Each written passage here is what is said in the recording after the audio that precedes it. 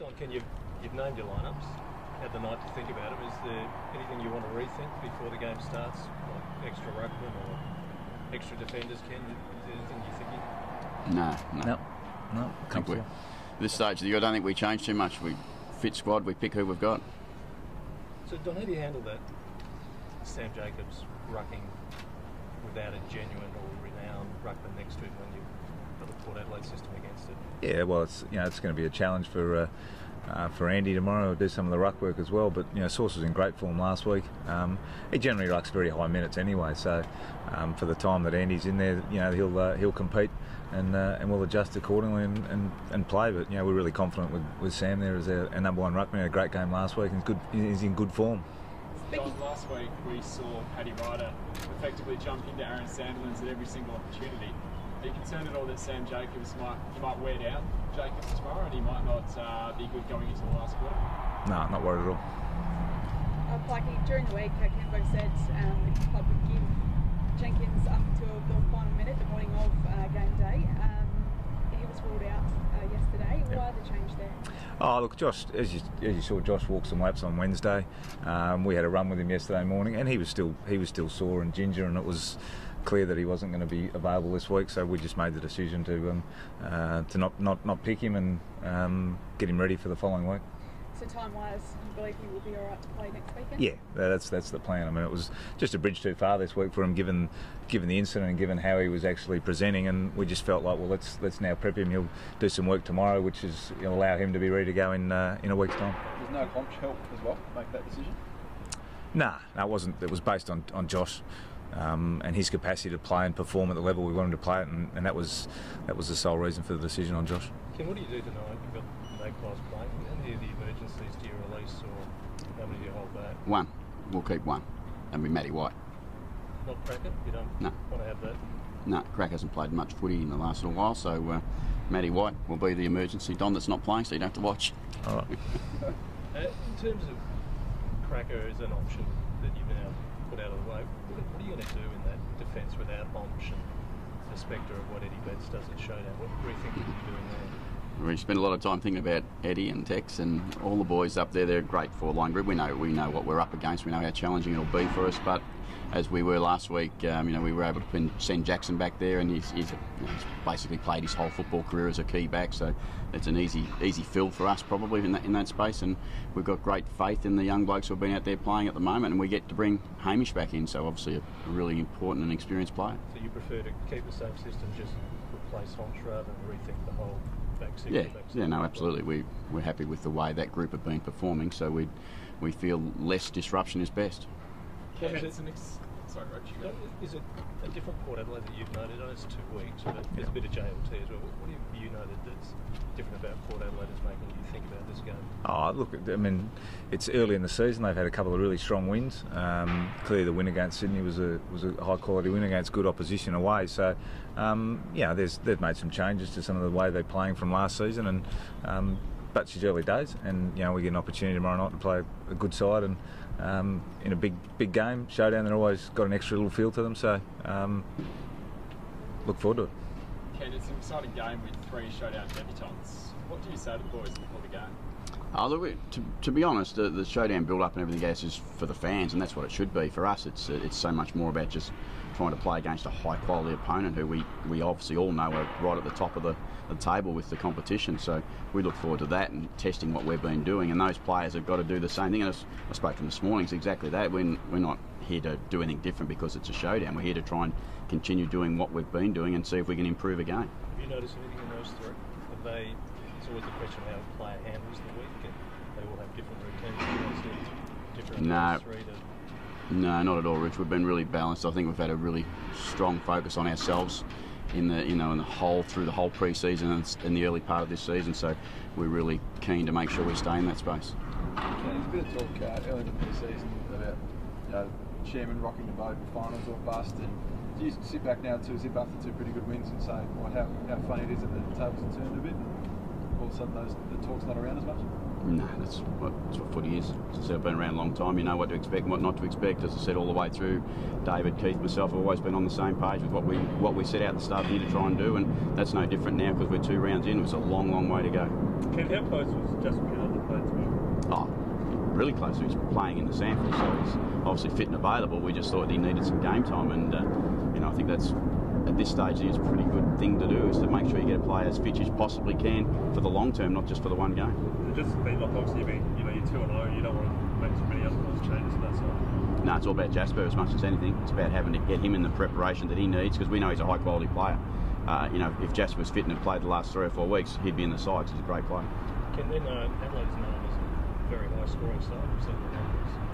Are you happy to get into a high scoring showdown, or do you want it to be very, very different? If we have to, we have to, I suppose. It depends on what the game's doing and how we can keep ourselves in the game or control what Adelaide are trying to do. I mean, we know how damaging they can be, but equally as damaging we've been able to score ourselves in the first few weeks. So that's that will present a challenge for them on that side. But it'll be the side that wins the contest more than anything, to get you the ball where you want it the most. So this is where you're going to find out if your midfielders have come to understand that they need to work both ways and they do need to cover, but they weren't so great at it last year. Oh no, I think they've understood that for some time. I think most teams in the competition understand that. It's just a matter of being able to practice it and do it regularly without influenced by other things.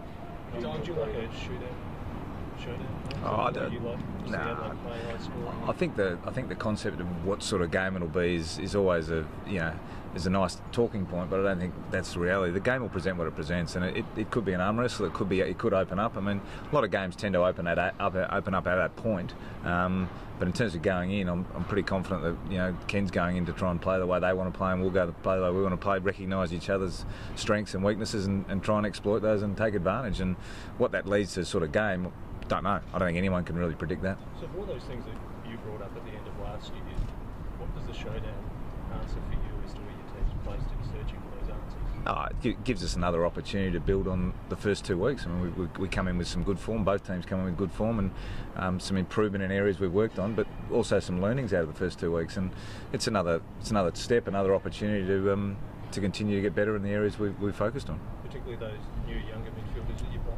Yeah, and that's all part of their journey and their learning. And tomorrow's another opportunity against an opponent that's in good form. Don, how do you go about combating that from Adelaide midfield? Obviously, Alcal, Pepper, Wine, Pyke, Eva, been a fantastic form in the first couple of weeks. How do you go about limiting their influence tomorrow night? Well, as Ken said, it's about the contest, and that starts whether it be at centre bounce or stoppage, and we recognise they've got some high talented individuals there, and we've got a midfield which has stood up really well in the first couple of weeks, and it's another opportunity, another step for them, and how they want to be seen and how they want to play their footy. Don, the first quarters of the first 2 rounds, the Crows -6, Portland +5. Are you concerned at all about the slow starts? Have you done anything to address them this week? Sorry, -6 in goals conceded. Oh, okay. Look, that's just the way those games evolved. I thought we had our chances against GWS early. Last week was Hawthorn played really well in the first quarter, and as I spoke about afterwards, I thought we were probably just a bit off. And to the players' credit, they adjusted and adapted and were able to come back. But it's not something we've spoken about now. Don, have you sensed anything, any different mood in the group because you're playing Port, or do you agree with Ken that the hype is more for fans? Yeah, I think it's an external thing. I think both clubs recognise we're playing for 4 points, and there's a little bit extra on it because it is a local derby game, showdown. So it's there's that little bit extra to it, but the players don't really go about any different. They prepare as they normally do, and so no real change. Don, you touched on Otto before and how he's managed to play a bit of everything in the first 2 weeks. How impressed have you been with him, how he's slotted so seamlessly in after 2 years essentially out of age? Yeah, it's been really, really pleasing for Andy. He did a lot of work in the off-season, and to his credit, at the end of last year he was a little bit frustrated because of lack of opportunity, but worked really hard over the off-season. As I've said previously, for guys who do the work and come back and they get continuity in their training and they get belief and trust from their teammates, he's just getting the reward for that work, which is great to see. And last week, we had to flip him after Josh went down. He flicked forward, and he performed as we expect he would, as a guy who's got the level of experience and a guy who understands the game. And so I'm just really happy for him for the work that he's done and the opportunities he's given himself, and now how he's playing. Is it handy to have that lack of opportunity as such, knowing that you've been so strong for the last year injury-wise, that you can then at the end of the season say you're going to play at most clubs we just need you to have a big pre-season and you'll be right to go? Yeah, that's always the case with the whole squad. I mean, everyone's striving for that opportunity, and that's what you want. You want depth of your list that are actually putting pressure on for spots and getting better. And when the opportunity comes for them to play, they're ready to play and play the way you want to play. And that's one of the benefits we both have with having our own sample sides, is that you get a chance to see them play the way you want to play and see what level they're up to. But we continue, for our guys, it's about continuing to get better. If they continue to get better, they'll play good sample footy, and then they'll come in with real confidence to be able to play their role when they come in, and that's really all we ask of them. Kenny, has the last couple of weeks sort of reinforced your belief in, after going through a tough time, your own ability to deal with that sort of stuff and come out the other side? Oh, that's been a challenge, there's no doubt that we've had a couple of challenging years, but it's nice to see the boys get some reward for what we've put in place over the summer, and we made some pretty big adjustments to what we were trying to do, and hopefully they can continue to work in that same space. Again, key message for them is just do what we've been doing and work to improve that every time we play, and if we can do that, we'll get further growth again. Well, personally, it must be nice coming to work, going home with a couple of wins as opposed to dealing with the stuff that you would. Yeah, I don't have to have the armoured guard covering and taking care of my back or anything like that at the moment. So, but it changes. Look, footy is, as I said, it's a small start to the season in a long season, and if you get anywhere near comfortable, you end up in trouble. How do coaches deal with that fickle nature then? How do you deal with that fickle nature as a coach? No, I understand what it is. I think that's both Don and I have got a lot of experience around AFL football, and you'd be surprised if it wasn't what it's been, and I'm surprised if it's not what it is today. So that's just what footy is. Don, there was a report out of Melbourne yesterday about the club being closer to a salary cap. Have you had to ask players to take pay cuts to try and keep players at Javiga? We put a statement out yesterday on that, to be honest, and that's covered it, in my view. Ken, yesterday we saw Sean Dempster retire. Has Nathan Cracker or will Nathan Cracker reach out to Sean?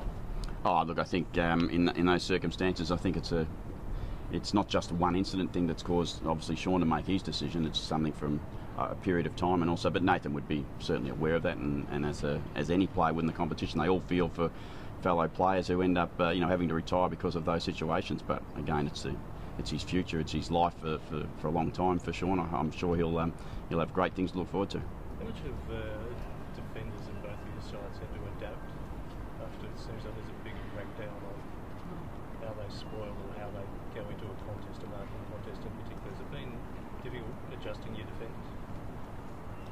I haven't really noticed the change, no. I think they've probably had to adapt more towards the uncertainty around the goal line and how close the ball gets to it, and whether you take possession of it or you knock it through. So more than the aerial stuff I've found.